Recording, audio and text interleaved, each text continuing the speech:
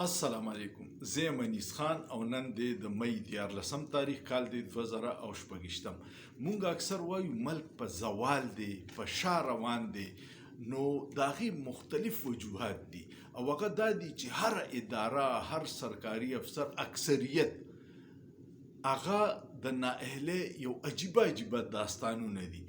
نن د سینټ په سټینډینګ کمیټې د داخلي کې سینیټر طلحه محمود دا انکشاف وکړو چې څو ورځې مخکې په کویټه کې 600 کیلو چاندي نیولې شوې وه. بیا حکم وشو چې هغه لاهور ته شفټ کړي. چې لاهور ته راورسېده نو 200 کیلو پاتې ده. سوچ وکړه چې د کویټې او د لاهور په منځ کې 400 کیلو چاندي دغه خلکو غیبه کړې ده، نو نور به دوی څه کړي. نو یو ځای کې مسله نه ده، هر ځای کې پاکستان د غلو د پاره د ډرګ ډیلر د پاره د لوټ ماروالو د پاره جنت دی. نو دا صورتحال دی چې د کویټې نه 600 کیلو چاندي روانه شوه او لاهور ته صرف 200 را رسېدلې. دا انکشاف سینیټر طلحه محمود کړی. یو بل ډېر اهم خبر دی او دا دی چې دویمه ورځ د تاسو په میډیا باندې پینکي انمول پینکي ګورئ، ټول نیشنل میډیا ولا کوریج ورکوي. په ډي جي خان کې 14 ماشومانې چت د سکول را پریوتې شهیدان شوي، پای باندې څوک ذکر نه کوي. په بنو ډومیل کې په تاڼه باندې ورغلي دي دهشتګرد، 20 پولیس والا پکې شهیدان شوي، تا به صرف یو خبر لیدلی بیا ختمه شوه. خو د پینکي انمول نان سټاپ ټرانسمیشن کیږي.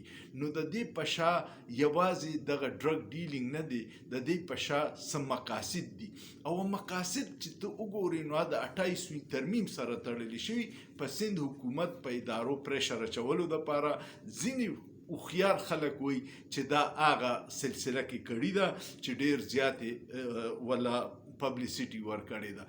خو بل یو طرف ته دا وګوره چې 28 ترمیم کې رو د اسټابلیشمنټ چې کوم خود ساخته ترجمانان دي، منیب فاروق ونته انکر، هغه وایي چې په 28 ترمیم کې دا شی کوم شاملېدی شي چې د گورنر راج اختیار د پارلیمان نوالی او آئینی عدالت لی ورکی چې کم ځای مرضی سو خبره نه مني گورنر راج به لګي، ځکه چې آئینی عدالت یې دغې له جوړ کړی.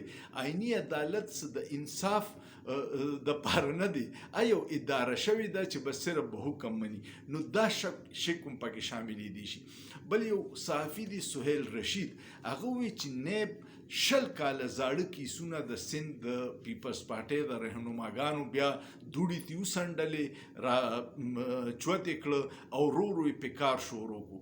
د نیب باندې د هر سیاستدان دا الزام دی چې دا د ریکوري دپاره نه ده، دا د بلیک میلینګ دپاره استعمالیږي. فایلونه جوړې پراته چې کله هغوی خواهشات پوره کوي هغه سیاستدانان، نو څه ورته نه وي چې کله نه پوره کوي نو بیا فایل نه یې دوړې وڅنډي او راچوت شي.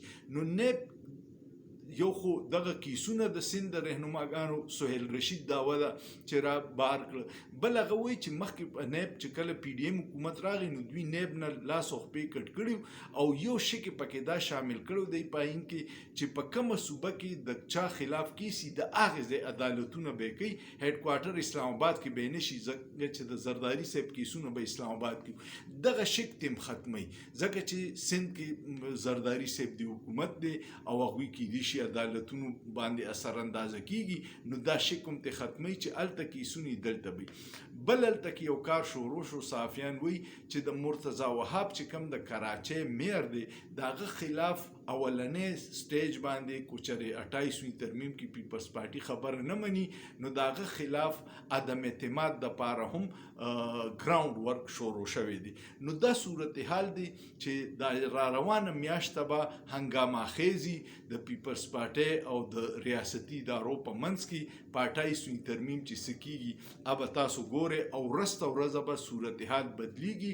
نو دا پینکي خلاف چې دومره زمونږ ټول میډیا چینلې یک زبان دي، د دې په شام دغه څه صورتحال دی. یو بل خبر دا دی چې افسوسناک صورتحال دا دی چې کوم دا پرایویټ بجلیګري دي دې ته آی پی پیز وي، انډیپینډنټ پاور پروډیوسر، او دې سره د دوه خاندانونو هغه طبعي د قوم مجرمانه معاهدې کړي دي چې یو خو دوی له ګټه په ډالرو کې ورکوي. یو کیپیسټي چارجز دي. کیپیسټي چارجز دې ته وایي چې کو ته یو یونټ جوړې او کو نه، کوستانه یو یونټ حکومت علی او کو نه، او کو عوام یو یونټ استعمالي او کو نه، طالب پوره پیسې درکو. هغه اوس دې کال له 3400 ارب ته ورسېدې. سکال به مونږه آی پی پیز له 3400 روپۍ د هغې بجلی ورکو چې نه مونږه دوی جوړه کړې، نه تی حکومت اغستې، نه عوامو استعمال کړې ده. خو بیا ورسره اخري خبر نن ډېر مزدار دی او دا دی چې په ملک کې 18 غنټې لوډ شیډینګ دی. آی پی پیز سره دغه معاهدې شوي دي، د بجلی قیمتونه اسمان ته وختل او نن صدر مملکت آصف علي زرداری صاحب د بجلی وزیر اویس لغاري له هلال امتیاز ورکو او هغې کې لیکلي چې د ګران قدر خدمات د بجلی په شعبه کې د وکړو نو هلال امتیاز ورکو. نو سړی سوچ وکړي چې هغه له هلال امتیاز د لوډ شیډینګ، د بجلی د طبعي بیلونو یا د آی پی پیز له چې 3400 ورب د عوام د جیب وباسي ورکوي، په دې خدماتو یې ورکړه. ډېر عجیبه نظام دی. الله دې رحم وکړي. ګلي ګلزار ملک دی خو د نااهله حکمرانانو او د بندو کمرو د غلطو فیصلو د لاسه عوام او پاکستان دواړه زخمی دي. الله دې زموږ په حال رحم وکړي. ویډیو کوم خوښه شوه کمنټ وکړئ، لایک وکړئ، شیر وکړئ او ښه سوچ وکړئ. په ښه سوچ کې څه ګناه نشته.